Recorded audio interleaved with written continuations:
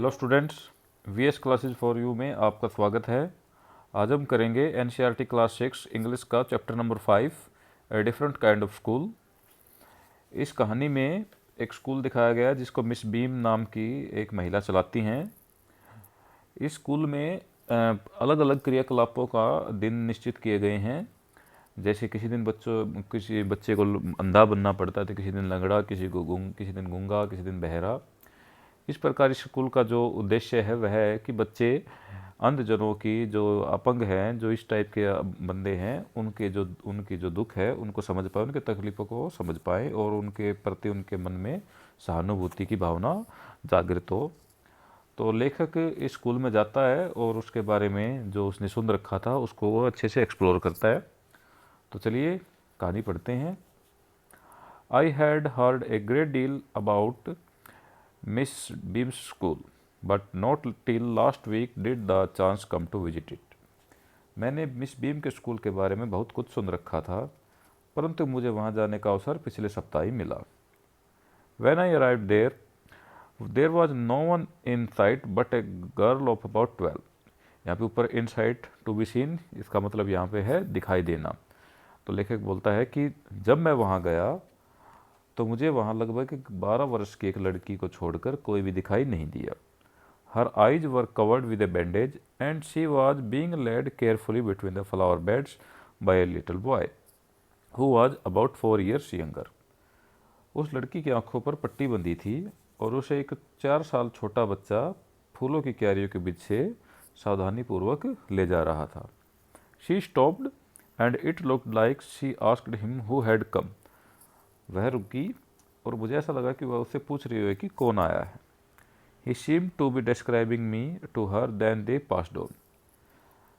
फिर मुझे ऐसा लगा कि वह बच्चा मुझे, उस लड़की को मेरा विवरण दे रहा हो और फिर वे दोनों आगे बढ़ गए।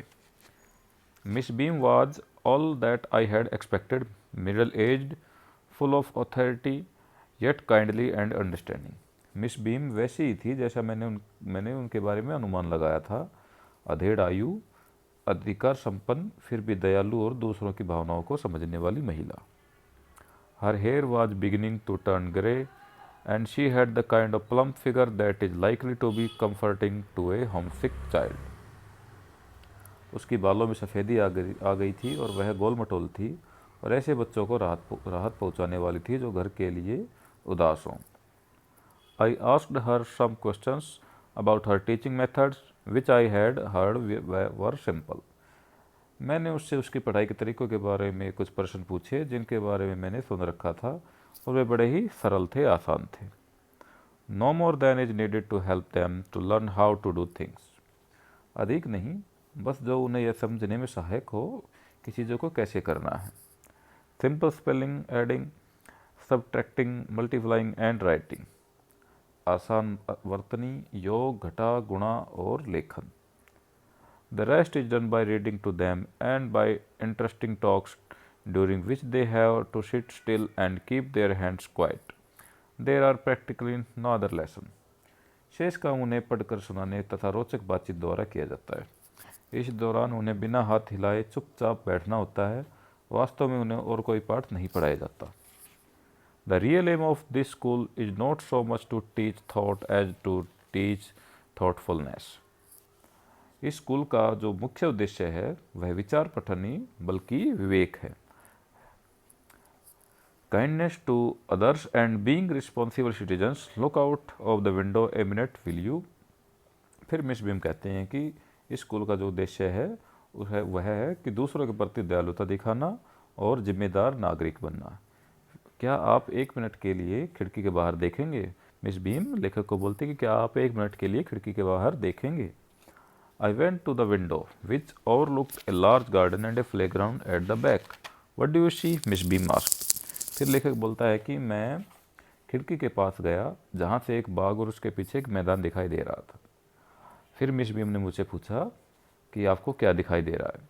आप ये वर्ड मीनिंग्स है। काइंडली, फ्रेंडली, इसका मतलब है दयावान। प्लम्प मतलब जो गोल मटोल होती है वो। रिस्पॉन्सिबल, जो अपनी जिम्मेदार होता है, जिसको अपने कर्तव्य के बारे में पता होता है। I see some very beautiful grounds I said and a lot of jolly children.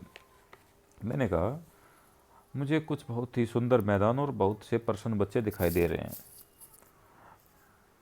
But it pains me though to see that they are not also healthy and active looking. लेकिन मुझे ये दुख भी है कि कुछ बच्चे इतने स्वस्थ और फुर्तीले नहीं लगते। When I came in, I saw one poor little girl being led about। जब मैं यहाँ अंदर आ रहा था तो मैंने एक ऐसा लड़की को देखा जिसे कोई रास्ता दिखा रहा था। She had some trouble with her eyes। उसे उसकी आंखों में कोई समस्या है। Now I can see two more with the same difficulty and there's a girl with a crutch watching the others at play। अब मैं उसी तकलीफ से पीड़ित दो और लड़कियों को देख रहा हूँ और एक लड़की बैसाखी के सहारे खड़ी दूसरों को खेलते हुए देख रही थी। She seems to be a hopeless cripple. वह असाध्य रूप से अपंग लगती है। Miss Beam laughed. Oh no, she said, she is not really lame, this is only her lame day, the others are not blind either, it is only their blind day. फिर miss Beam जोर से हंसती है और कहती हैं, ओह नहीं, वह वास्तव में लंगड़ी नहीं है, यह केवल उसका लंगड़ा कर चलने का दिन है, और दूसरे भी अंधे नहीं हैं, यह केवल उनका अंधा बनने का दिन है। I must have looked very surprise for she laughed again. मुझे अवश्य ही बहुत हैरानी हुई क्योंकि वह फिर से दोबारा बहुत तेजी से हंसी। This is a very important part of our system to make our children appreciate and understand misfortune. फिर मिस बीम कहती है कि यह हमारी व्यवस्था का बहुत ही महत्वपूर्ण भाग है। हम अपने बच्चों को कठिनाइयों से परिचित कराते हैं और उनका महत्व समझाने के लिए दुर्भाग्य का भागीदार बनाते हैं। We make them share in misfortune too. हम उसे इन दुर्भाग्य का भागीदार भी बनाते हैं। Each term every child has one blind day, one lame day, one deaf day, one injured day and one dumb day. प्रत्येक स्तर में प्रत्येक बच्चे का एक ब्लाइंड डे, एक लेम डे, एक डेफ डे, एक इंजर्ड डे और एक डम डे होता है। मतलब किसी दिन उनको अंधा बनना पड़ता है, किसी दिन उनको लंगड़ा बनना पड़ता है, किसी दिन गूंगा, किसी दिन बहरा, किसी दिन घायल, ऐसे बनना पड़ता है।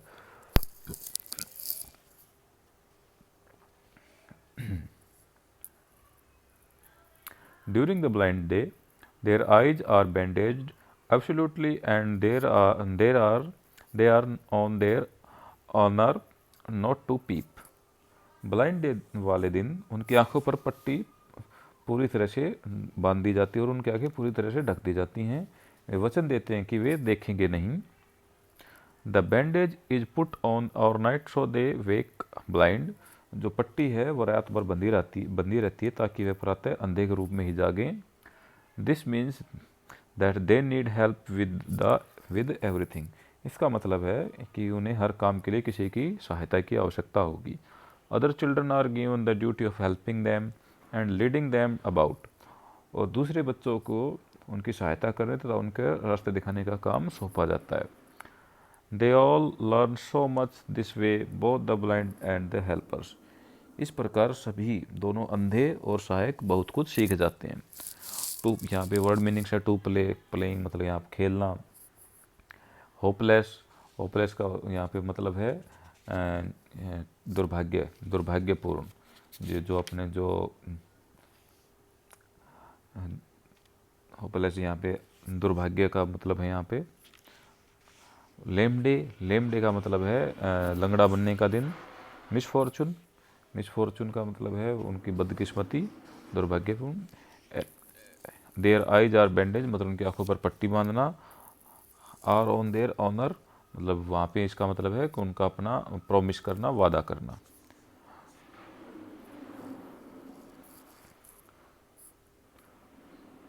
सॉरी, ये होपलेस का मतलब यहाँ पे है आशा रहित। चलिए आगे चलते हैं। There is no misery about it, miss Beam continued, everyone is very kind and it is really something of a game.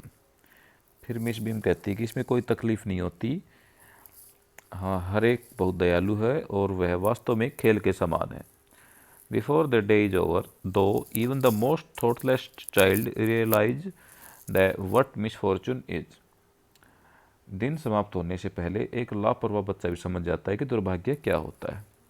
The blind day is of course really the worst, but some of the children tell me that the dumb day is the most difficult. मेरे हिसाब से blind day मतलब अंधा बनने का दिन निसंदेह सबसे बुरा दिन होता है, परंतु कुछ बच्चे डम्ब डे को सबसे कठिन बताते हैं।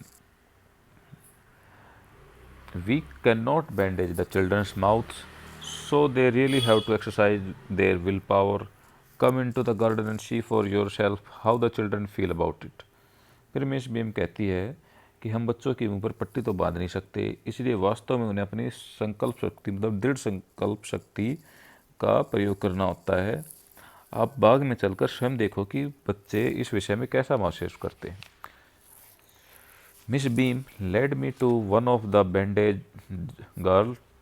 Here's a gentleman come to talk to you, said Miss Beam and left us. Miss beam मुझे आंखों पर पट्टी बंधी एक लड़की के पास ले गई और उन्होंने कहा कि यहाँ पर एक भद्र पुरुष आए हैं जो आपसे बातें करेंगे, और यह कहकर मिस बीम वहाँ से चली गई। Don't you ever peep, I asked the girl. मैंने उस लड़की से पूछा कि क्या तुम कभी झाँक कर नहीं देखती इसमें से पट्टी में से? Oh no, she exclaim, that would be cheating, but I had no idea it was so awful to be blind. उस लड़की ने कहा, अरे नहीं, ऐसा करना तो धोखा होगा, परंतु मैंने यह नहीं सोचा था कि अंधा होना इतना भयानक होता होगा। You can't see a thing, you feel you are going to be hit by something every moment, it's such a relief just to sit down. फिर वह कहती है कि आपको यह नहीं पता होता कि आप किसी भी चीज़ को देख नहीं पाते, और हमेशा आपको यह डर रहता है कि आप किसी चीज़ से टकरा जाओगे। बैठने से बड़ा ही आराम मिलता है। It's such a relief just to sit down. बैठने से बड़ा आराम मिलता है। Are your helpers kind to you, I asked. मैंने उनसे पूछा कि क्या तुम्हारे सहायक तुम्हारे प्रति दयालु हैं? Fairly, but they are not so careful as I shall be when it is my turn. लड़की कहती काफ़ी हद तक, परंतु वे इतने सावधान नहीं हैं जितनी कि मैं अपनी बारी आने पर होंगी। Those that have been blind already are the best helpers. It's perfectly ghastly not to see. I wish you would try. फिर लड़की कहती है कि जो पहले अंधे की भूमिका निभा चुके हैं वे सबसे अच्छे सहायक होते हैं। न देख पाना बड़ा भयानक होता है, काश आप भी प्रयास करते। Shall I lead you anywhere? I asked. मैंने लड़की से पूछा कि क्या मैं तुम्हें कहीं ले चलूँ। अब ये कुछ वर्ड मीनिंग्स आए हैं, चलिए इनको देख लेते हैं। मिजरी, डिफ़िकल्टी, अनप्लेजेंटनेस, मतलब इसका मतलब यहाँ पे है दुख। थॉटलेस, केयरलेस, मतलब जो लापरवाह होता है उसको हम थॉटलेस या केयरलेस बोलते हैं। कम टू टॉक का मतलब है बातें करने के लिए आना। ऑफुल बैड, मतलब बड़ा ही बुरा। तो चलिए आगे करते हैं। Drown. Oh yes, she said, let's go for a little walk. Only you must tell me about things. फिर लड़की कहती है, चलिए, ओह हाँ, चलिए यार थोड़ा घूम लेते हैं, आप केवल मुझे चीज़ों के बारे में बताते जाएं। I shall be so glad when today is over. जब दिन समाप्त होगा तो मुझे बड़ी खुशी होगी। The other bad days can't be half as bad as this. शेष बुरे दिन इससे आधे भी बुरे नहीं होते। Having a lad tied up and hopping about on a crutch is almost fun, I guess. मेरे विचार से एक टांग बांधकर बैसाखी के सहारे उछलने में ज़्यादा मज़ा आता है।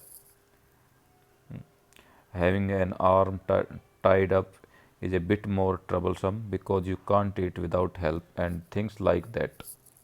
एक बाजू बंधवाना इससे थोड़ा अधिक कष्टदायक है क्योंकि आप सहायता के बिना कुछ खा नहीं सकते, ऐसी ही कुछ अन्य बातें। I don't think I'll mind being deaf for a day, at least not much. मेरा ख्याल है कि एक दिन के लिए मुझे बहरा बनने में भी अधिक परवाह नहीं है। But being blind is so frightening.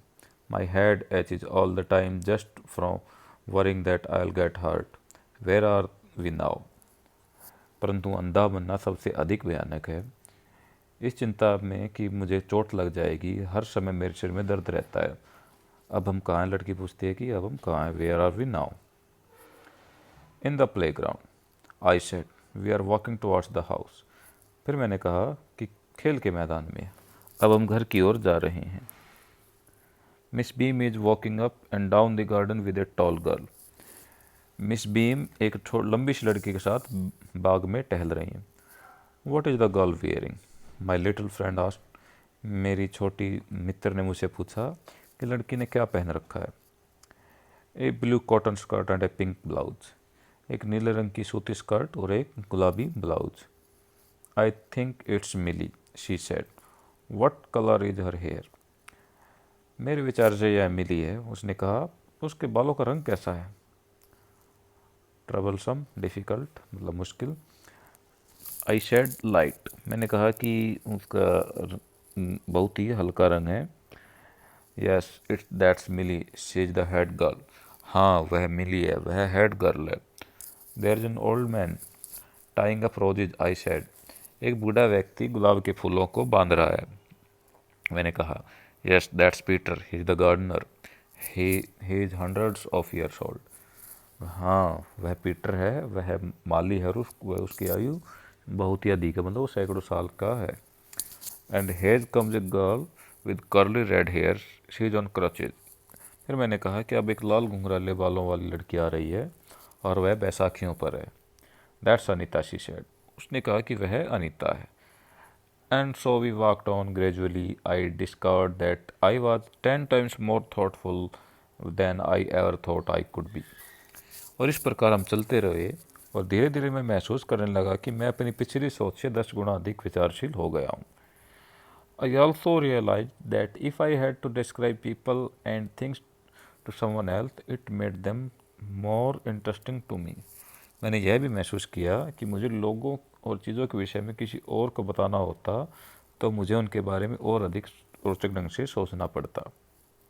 When I finally had to leave, I told Miss Bim that I was very sorry to go. आखिर जब मैं वहाँ से चलने लगा तो मैंने मिस बीम को बताया कि मुझे यहाँ से जाते हुए बड़ा दुख हो रहा है। Ah, she replied, then there is something in my system after all. फिर वो बोलती है, हाँ तब मेरी व्यवस्था में कोई विशेषता ज़रूर है। ये कहानी जो लिखी गई वो E.V. लुकस के द्वारा लिखी गई है और आशा करता हूँ कि आपको ये अच्छे समझ में आई होगी। और अगर कहीं से आप समझ में नहीं भी आ रही हो तो आप कमेंट सेक्शन में पूछ सकते हैं।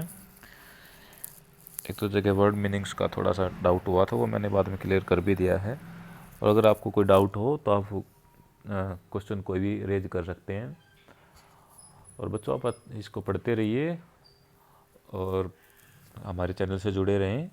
अब हम आपकी ये बुक जल्दी पूरी करा देंगे और उसके बाद दूसरी बुक स्टार्ट करेंगे। और धीरे धीरे जैसे ही आपके बुक्स कंप्लीट हो जाती हैं इनके ये एक्सप्लेनेशन, उसके बाद हम क्वेश्चन आंसर्स भी करेंगे। तो चलिए, बहुत बहुत धन्यवाद। जुड़े रहिए VS क्लासेज फॉर यू से। Thank you.